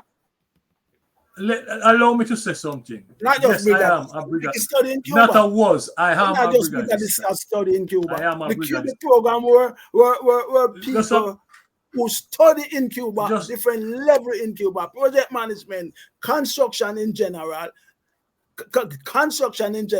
And if that program did continue, today we don't have the government carrying in people from China and other places because they don't have skilled people to carry out the work in Jamaica, because they wouldn't have sufficient trained people. We didn't have an art at that time, right? So don't knock a program that was there to develop the thing. You never want to carry people to carry people.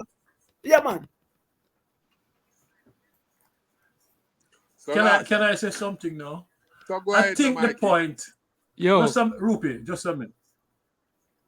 I think the point Las is making is this, and I'm going to give you an example. The Brigadista program. When we came back from Cuba, we were assigned to different production sites. I'm not going to call any name, but it is a fact that a number of activists from Arnett Garden and elsewhere, they only wanted to collect money on the site. They come on the site, no work, they want to have money. That program had a large concentration of lumpen who just want to collect money. They didn't want to do any work. And it led to some serious situation. In fact,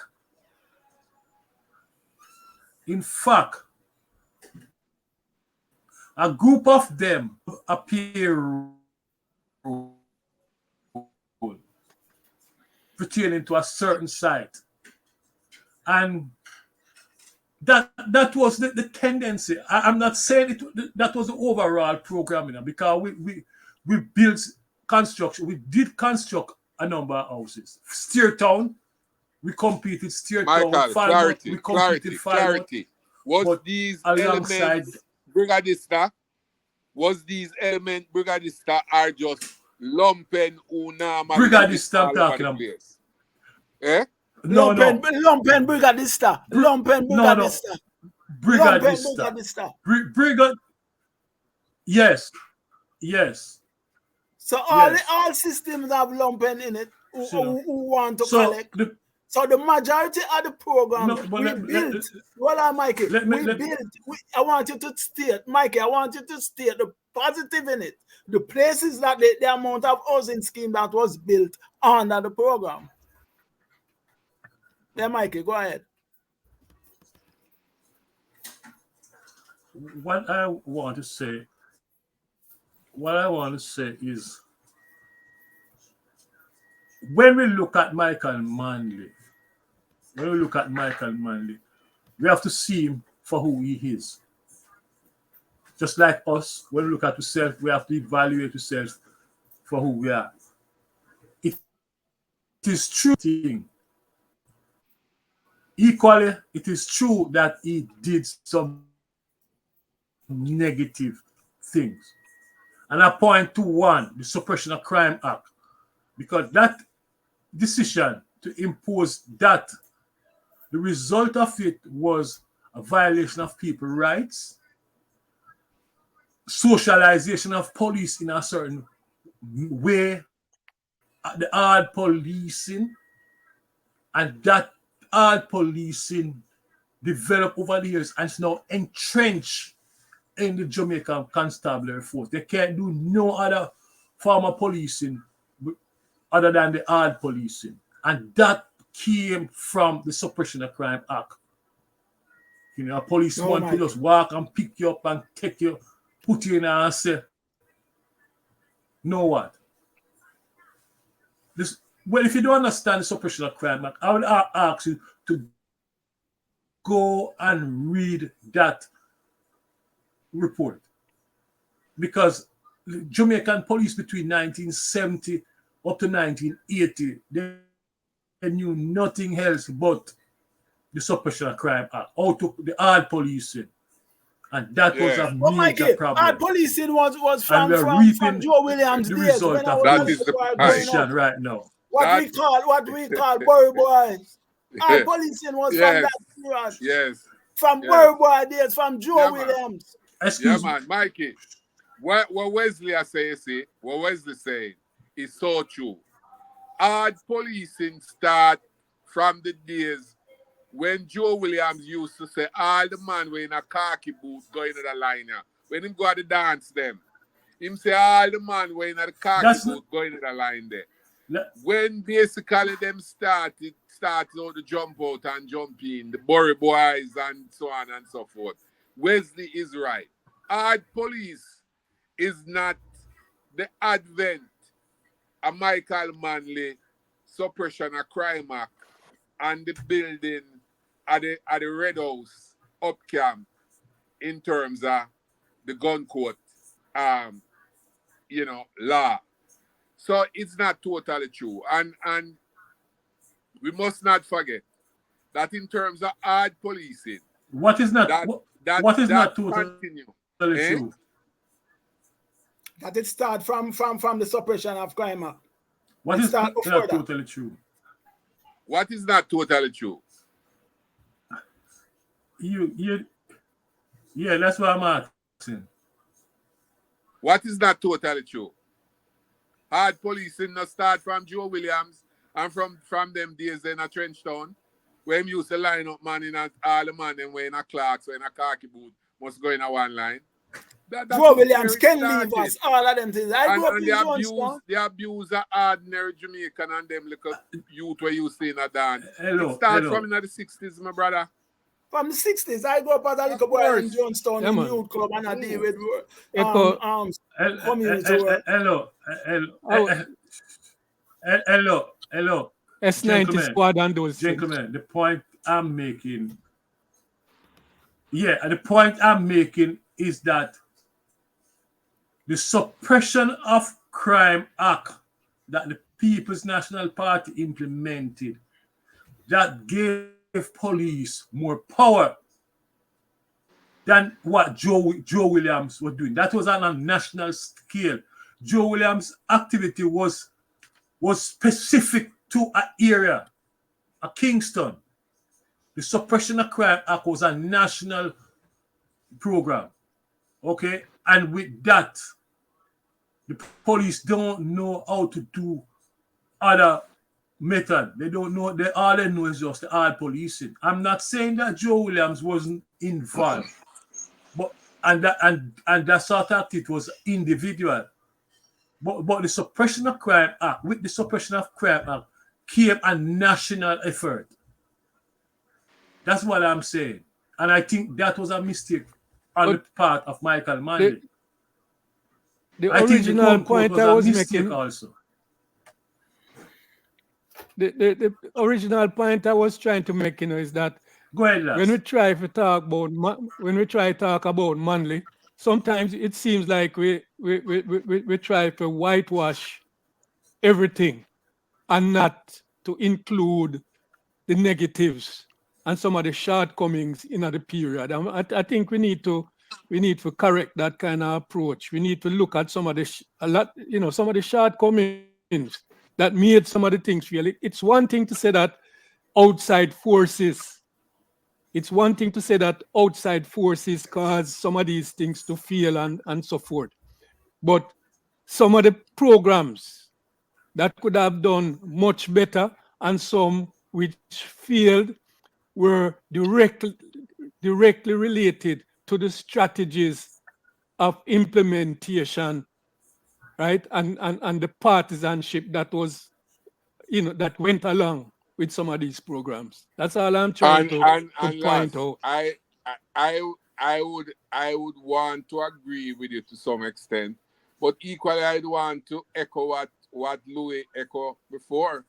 That basically, yes, we can look at like in everything in life you will find eras in terms of shortcomings, eras where you might have error and make a few mistakes, but what characterize Michael Manley regime from 72 to 79 in the main and the bulk of those programs was programs that helped ordinary Jamaicans and in terms of development of the We have no, country, right? that's not in And not dispute. only That's not in ordinary dispute. We Jamaican, agree but on that.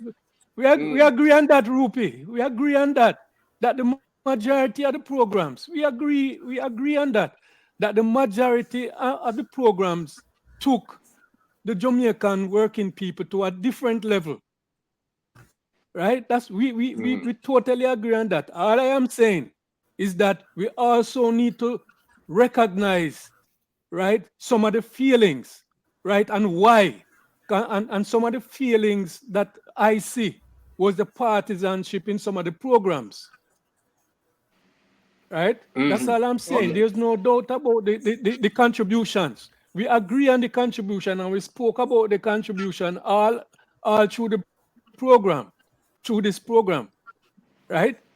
But while we talk about the good, right, the progressive, we also have to talk about those things that contributed to the feelings of some of the programs, right? We're not trying to take away anything from Manley's contribution, right? Because these programs that we're talking about, these were magnificent programs. I'm not saying that these programs were not good programs. These were magnificent programs, but I don't think they got the I don't think they got the kind of they reached the kind of success that they could have reached if there wasn't so much partisanship in them.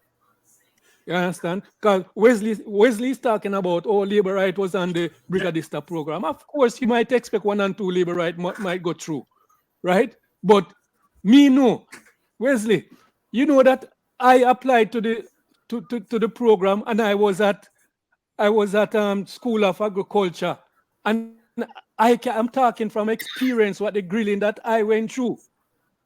I'm not talking because somebody told me. I was there, right? I was there, right? At the time when the program started, I was living between Tower Hill and Maxfield, right?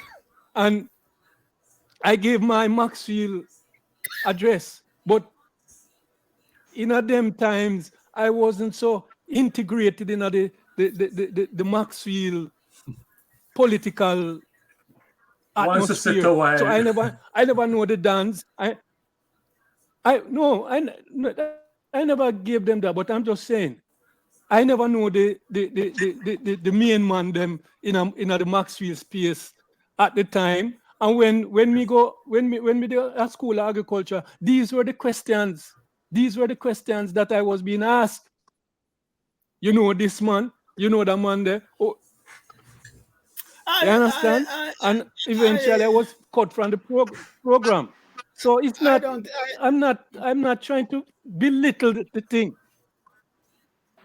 all right, So I'm but talking from I experience, don't Wesley. think we should spend the rest of time though, Michael, in terms of just laboring and harping. no, And I think I think your point you no, make, I think last, I think we take the point that there's definitely avenue and eras where we can make fraternal criticism, but certainly um let us continue, and I would want us to end on the note of the contribution and the positive.